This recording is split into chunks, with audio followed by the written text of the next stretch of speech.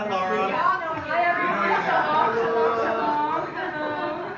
I found it fitting to say a few words today, being the first of the grandchildren, and of course, favorite. The oldest. Favorite. I'm speaking for my cousins here, and for those who couldn't attend. My cousin Julie is in Scotland studying at the moment. For my cousin Paul, who's out in BC, he's living and studying in BC. And for Gabrielle and Bradley, who couldn't attend Oregon. Me myself, I've just returned from Israel. I'm now living there at the moment. And like I said, it was really important for me to be back with my grandma to celebrate her on this special day. And my grandma is the youngest 80-year-old I know. Really, the youngest. The youngest. And she's always been the same to me since I can remember till now. She's been ageless and full of energy, as you all know. And I still have some pup trying to keep up to her on her shopping spree. Shopping days. Really, I do. I need to keep up. My grandma is the most selfless woman I know, and she maintains very special and strong relationships with all of her children and grandchildren. And she wouldn't have any other way. She's the first to jump on a plane when called upon to babysit. So Grandma, I don't think any of us need babysitting anymore. Still, like, we try to have you come and stay with us. We love it. We love it. You know, she flew to Oregon and Connecticut so many times. She could probably qualify for a green card. That's how many times she's out there. She is constantly putting others before herself. She's an active member of her church, St. George's United. She's a best friend to many. She's a world traveler, and I think she's the only one that has and continues to out-travel me. That's true. Now, my grandma has had a big hand in my love for arts and crafts. She taught me how to sew, or tried to anyway. Tried to. All of my dolls' clothes are grandma originals. And it didn't stop at clothing.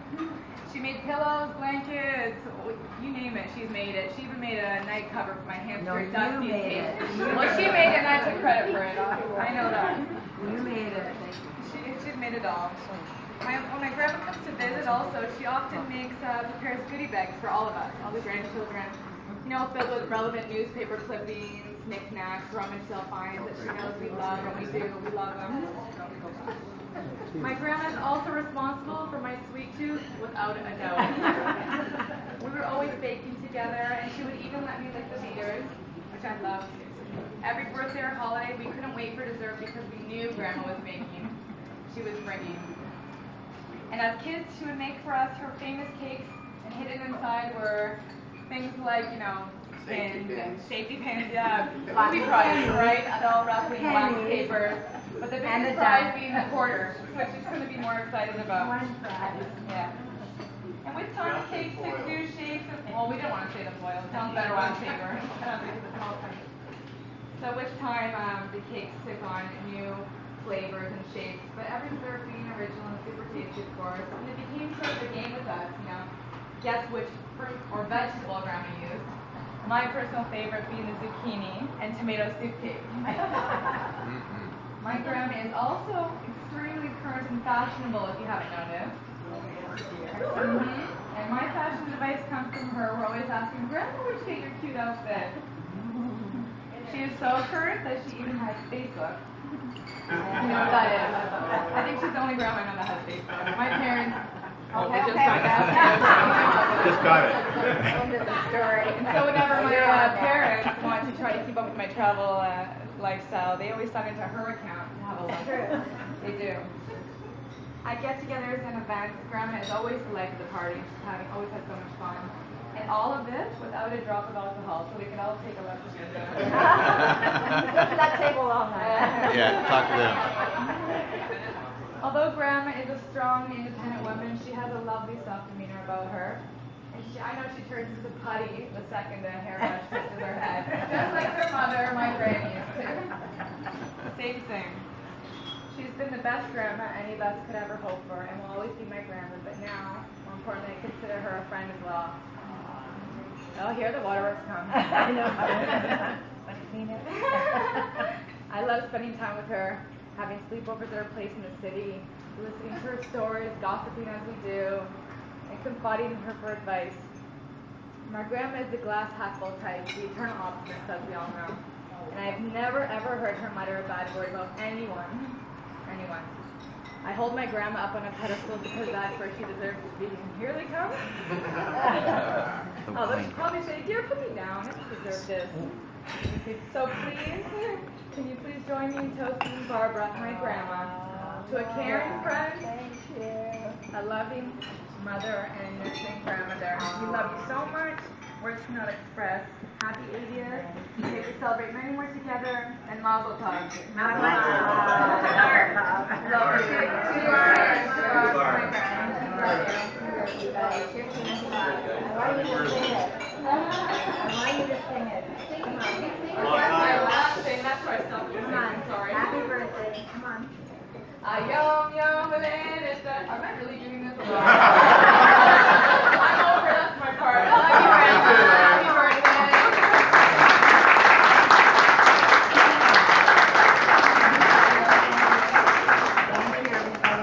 Okay, thank you. Thank you. Laura, Sit down. Mary's got a couple things. No. I'll try to make everyone hear. I just wanted to thank Thank you, everybody Laura, for for giving us coming. a Thanks, grandchild Laura. perspective. I would like to say a few words as a daughter, and of course, I love my mom with all my heart, and I know my brothers do as well. But she's the best mom ever, and we're a little biased, of course. But everyone loves mom. So she puts a smile on your face, and she lights up a room. And as children growing up, we were all very close. Mom stayed at home, and when we lived in Willowdale, we always loved to come home at lunchtime and have a hot bowl of soup or sandwich and spend time together. Mom made sure we had lots of outdoor time. We always had to play, and play Get meant outside. yeah, get outside. Get out of the house. Which instilled in us a love of nature, fresh air. We were forced to play outside whenever possible. She made it possible for us all to go to summer camp, even if it was only for a couple weeks. She would come to visit us midway through the session, and I was probably the most homesick of all. But Mom was sure to write me every day and even send care packages. But we all love cottaging and outdoor activities. John and Sue are the triathletes. But also, Mom would drive us to our swimming lessons, piano lessons, choir practices, performances. She instilled in us a love of art, culture, and music. And education was important. She wanted us to live our dreams and encouraged and supported us to have a higher education, which we are grateful for. She was always very organized. In Willowdale, we all had a drawer. We all had a drawer for our stuff in the kitchen. So Bill was on top. Bill, Marilyn, John. When we traveled to Florida in the car every Christmas, there were 6 of us, and it was like a big Oldsmobile or whatever. But still, we were going for Christmas, and everything was down to a science. And you always got the best. Marilyn got to sit in the front. Anyways, Mom had the car packed down. The car was packed. It had all the Christmas presents, all the luggage, and then there was the cots and the sleeping bags because, of course, we all used to stay in one hotel room. And she had the snacks and the breakfast foods and all the stories that she would read to us along the way.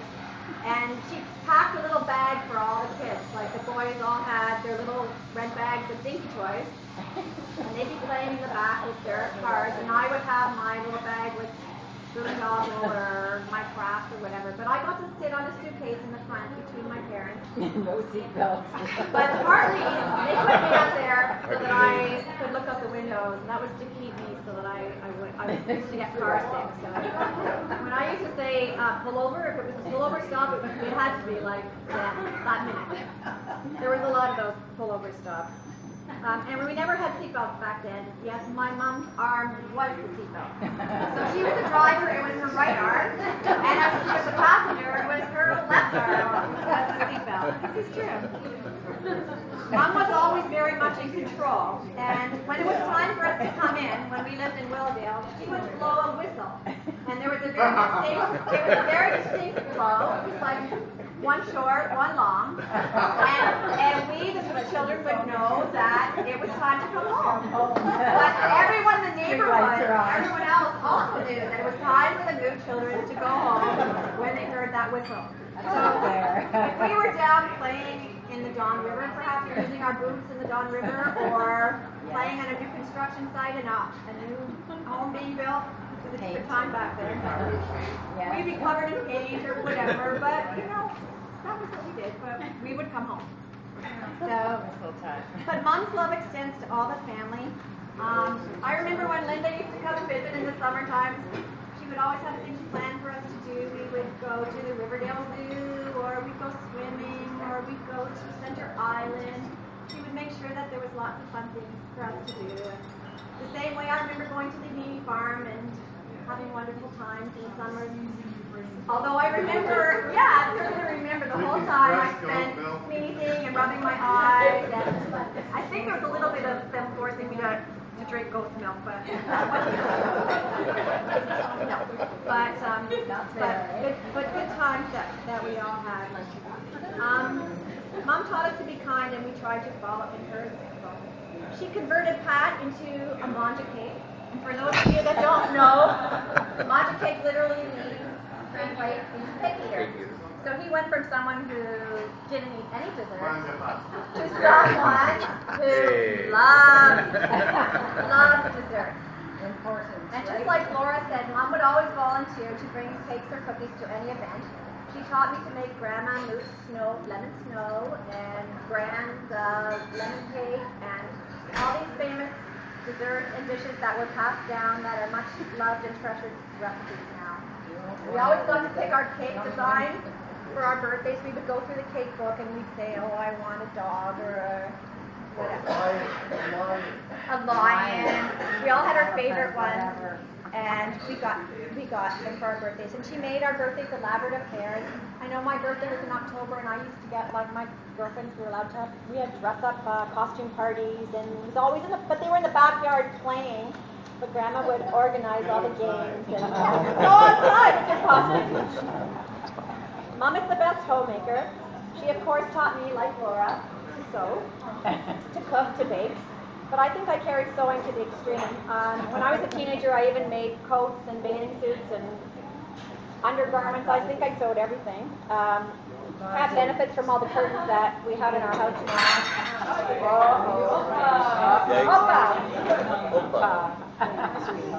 When I was 16,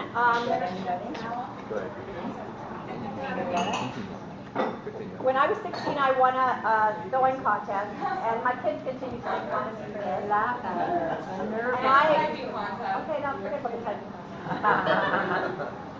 And I have great memories of traveling with Mom and my her mom, to Hespeler, Ontario, to model my outfit and receive my prize. With your brother. The seams were straight. Oh, just so far. Kids today can't appreciate this sewing. They made fun of her. I also have great memories of trips with Mom and Gran, and we used to take my favorite being to New York State one fall to see the Finger Lakes and do all the factory tours. Mom is like me. We like to explore and poke and anything along the way we travel. If there's a yard sale or an antique store or a shop that might interest us. Sorry to interrupt. They're off to a wedding. Bye, Jill. Bye, Alex. I guess you're going soon. Bye. Thank you for coming. Thank you. And thank you very much. Enjoy your lecture too. 7, 5, 10. My job. It's okay. Speaking of antiques. Quick hit.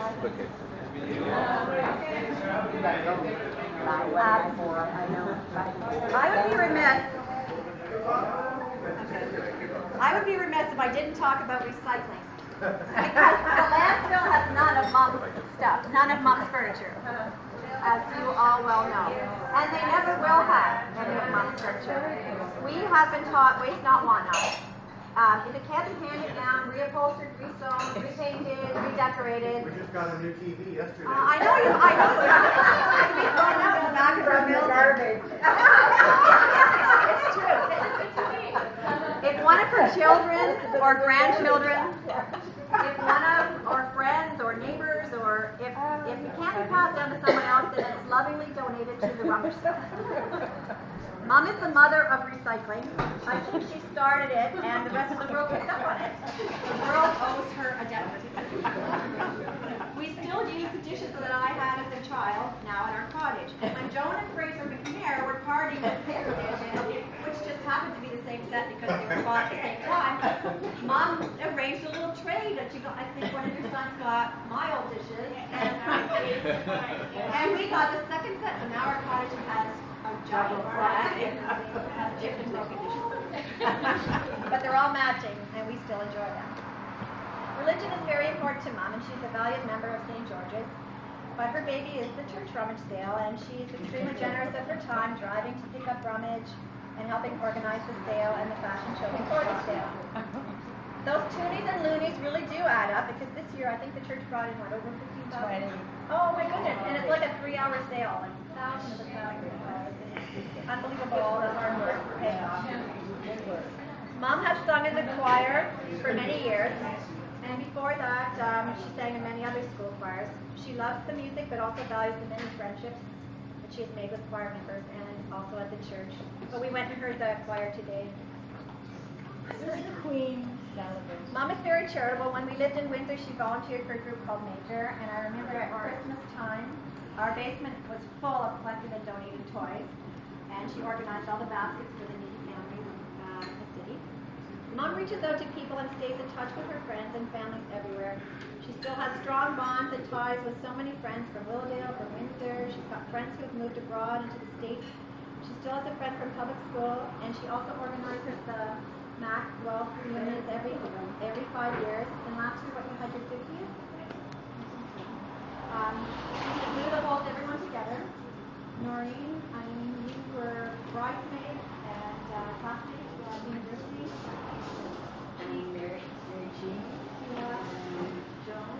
Mary Lou. You guys have known each other for years in your school. But her love extends to all, and her circle of friends does continue to grow.